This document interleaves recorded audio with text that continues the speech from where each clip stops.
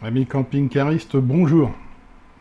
Nous voilà revenus du Cap Nord et le sujet du jour, c'est le niveau d'huile affiché au tableau de bord de manière électronique. Il n'y a plus de jauge maintenant sur les camping-cars du Cato depuis un certain temps et j'aimerais qu'on échange là-dessus et que vous me donniez votre avis. Alors comme d'habitude, je ne vais pas vous demander le pouce, qu'il soit levé ou baissé. Je ne vais pas vous demander de vous abonner. Voilà, moi je fais des vidéos sur la chaîne YouTube par plaisir, pour partager et non pour faire un maximum d'audience. Surtout que mes vidéos sont très techniques et que je suis conscient que ça n'intéresse pas forcément tout le monde. Donc, pour, avant de vous parler du niveau d'huile, ça va être assez bref, je vais vous montrer à l'écran le périple qu'on a fait. Voilà. On est parti de France, on a traversé l'Allemagne, la République tchèque, la Pologne, les 3 pays baltes, Lettonie, tout ça. On a traversé en ferry, arrivé à Helsinki, on a fait la Finlande, et la Finlande, on l'a traversée en un sens de la largeur plusieurs fois pour pouvoir passer au niveau des lacs.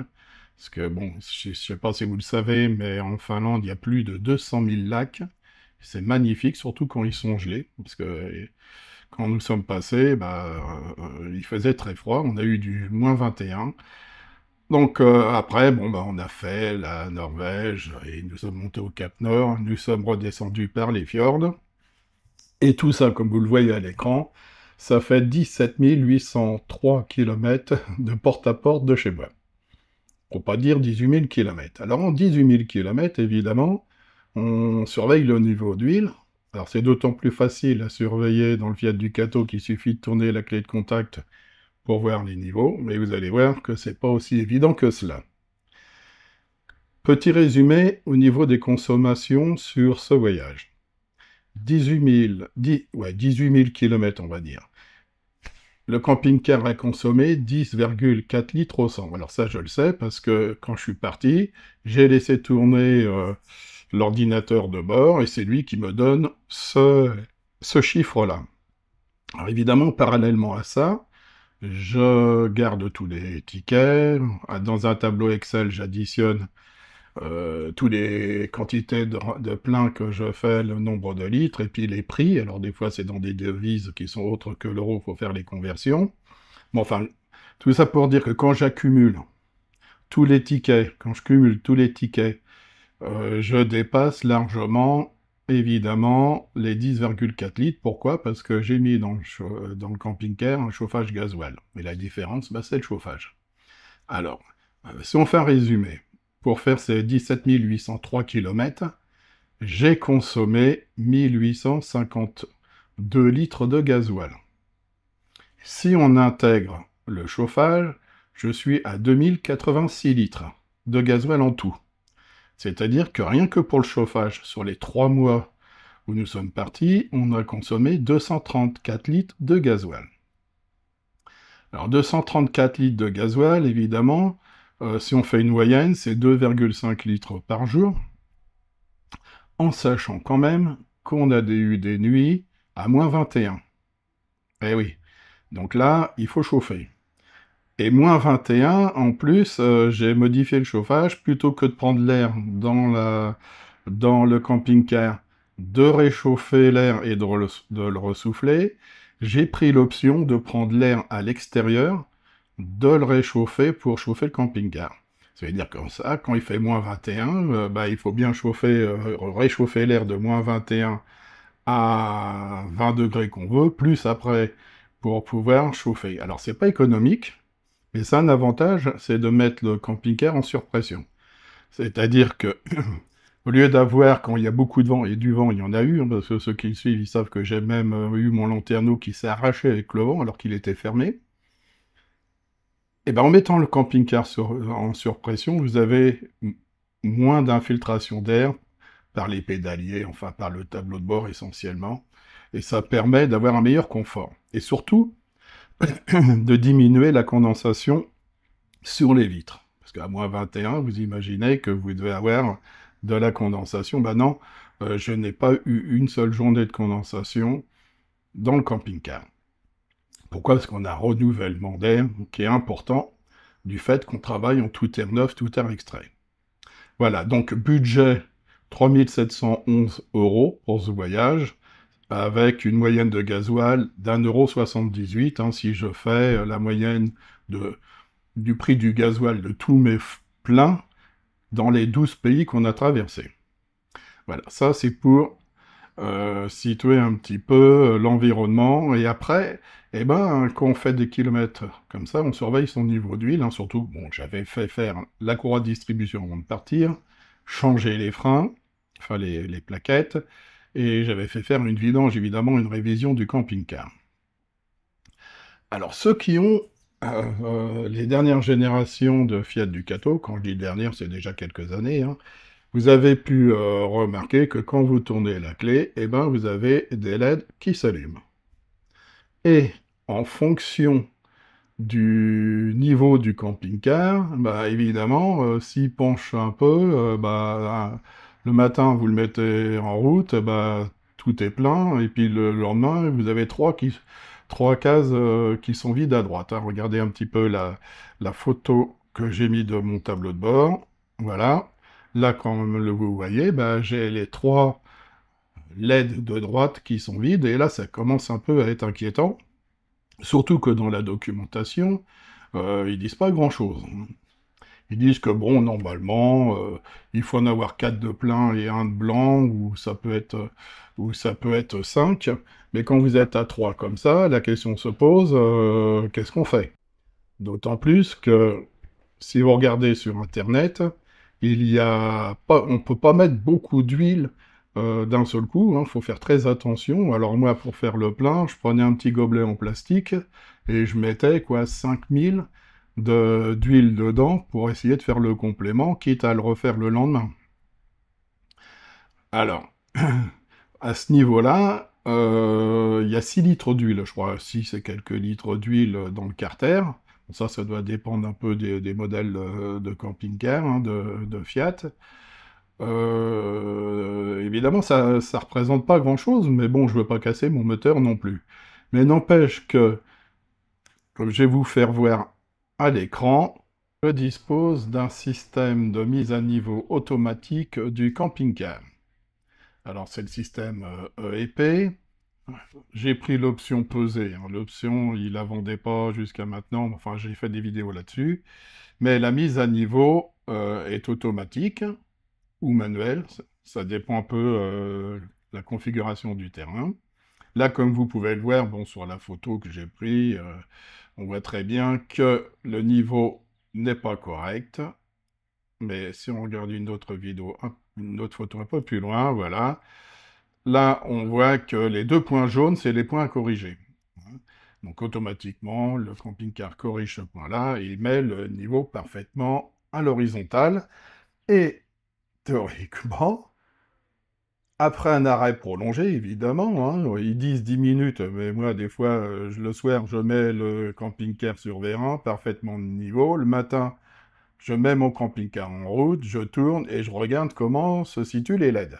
Eh bien, figurez-vous que sans avoir fait de complément d'huile, ça varie. Il y a des fois, eh ben, j'ai 4 LED d'allumés, des fois c'est 3, des fois c'est les 5, enfin c'est du grand n'importe quoi. Les ingénieurs de Fiat ont fait du grand n'importe quoi. D'autant plus qu'il n'y a plus la jauge manuelle au niveau du moteur. Donc c'est un gros problème parce qu'on ne sait pas où on en est. On ne sait absolument pas où on en est. Je ne fais confiance absolument pas à ce système-là. Et quand vous avez parcouru comme moi pratiquement 18 000 km, et que vous voyez que vous avez les 3 de droite qui ne sont pas allumés, vous vous dites « Merde, qu'est-ce que je fais ?» Alors au début, j'ai remis un petit peu d'huile, hein, je vous dis, par 5 mm par 5 mm, pour être vraiment sûr de ne pas casser, parce que en revenant, là, il y a quelques jours, je suis allé chez mon concessionnaire, celui qui me fait l'entretien du camping-car, et c'est lui qui va me changer le lanterneau. Donc j'y suis allé, je lui ai dit, bah, pendant que vous y êtes, faites-moi le complément d'huile, puisque j'avais acheté un bidon. Il m'a dit non. Nous, on fait aucun complément d'huile, on fait une vidange, c'est-à-dire qu'on vide tout, et on remet exactement la bonne quantité d'huile préconisée par Fiat. Ça veut dire qu'ils ne prennent pas le risque, ils disent on a eu des gros problèmes, on ne prend pas de risque pour remettre de l'huile, pour mettre à niveau. Seule chose qu'on fait, c'est qu'on enlève tout et on remet la bonne quantité. Vous voyez un peu les évolutions du système. Voilà, donc pour vous dire que les ingénieurs ont encore sorti un truc pas possible. D'ailleurs, concernant les ingénieurs, on va parler après des ingénieurs de chez Pilote, parce que j'ai eu un problème avec ma douche. Je vais faire une vidéo par la suite, très rapidement, où je vais vous expliquer un petit peu ce qui s'est passé avec l'écoulement de la douche. Bon, enfin, pour en revenir à Fiat, on ne peut pas se fier à ce truc-là. Hein. Parce que même en mettant rigoureusement de niveau, une journée sur l'autre, ça vous dit pas la même chose. Donc, et après un arrêt, je vous dis, prolongé d'une nuit. Hein. Donc tout est descendu tranquillement, et le matin, j'allume. Un coup c'est 3, un coup c'est 2, enfin bon, je l'ai déjà dit, c'est du grand n'importe quoi. Alors je vous invite à m'écrire, hein, à mettre des commentaires, faire part de votre expérience pour ceux qui ont ce système-là. Est-ce qu'ils ont remarqué le même problème?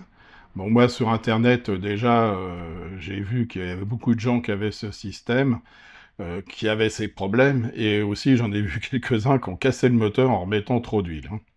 Donc, échangeons, et puis bon, c'est toujours intéressant de faire cela. Alors, les prochaines vidéos, toutes prochaines vidéos, je vais vous faire voir aussi un problème de conception sur les écoulements de la douche. Hein. J'ai eu un problème sur l'écoulement de la douche, et les ingénieurs de chez Pilote, eh ben, je veux dire, c'est un peu triste, quoi.